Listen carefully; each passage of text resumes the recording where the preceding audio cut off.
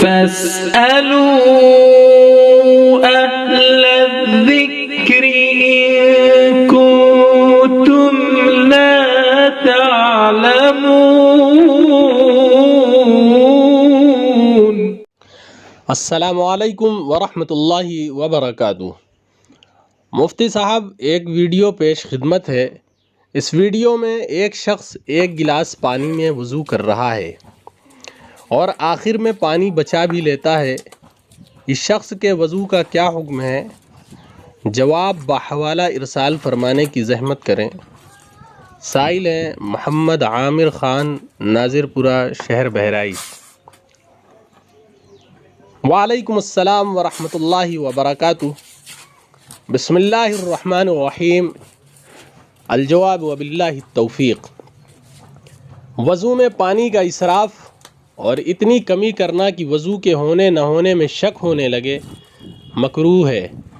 وضو میں کتنی مقدار پانی صرف کرنا چاہیے؟ اس سلسلے میں فتاوی دارالعلوم دیوبند میں ایک سوال کے جواب میں مذکور ہے کہ وضو کے لیے 1 کلو یا 1.25 کلو پانی کفایت کرے گا، اور اس مقدار میں کمی بیشی کی بھی گنجائش ہے۔ ابو داؤد شریف کی ایک روایت میں ہے کہ ایک شخص نے آپ صلی اللہ علیہ وسلم سے وضو کی کیفیت دریافت کی۔ آپ صلی اللہ علیہ وسلم نے مکمل وضو کر کے فرمایا، ثم قال هكذا الوضوء فمن زاد على هذا او نقض فقد اساء وظلم او ظلم واساء۔ اس روایت سے معلوم ہوا کہ 3 مرتبہ سے کم دھونا اور زیادہ دھونا اور پانی میں کثرت و قلت کرنا ظلم ہے اور برا ہے۔ نیز صاحب نور الازاح کی عبارت الاسراف فی الماء والتقطیر فیہ، پانی میں اسراف کرنا اور بہت کم خرچ کرنا مکروہ ہے۔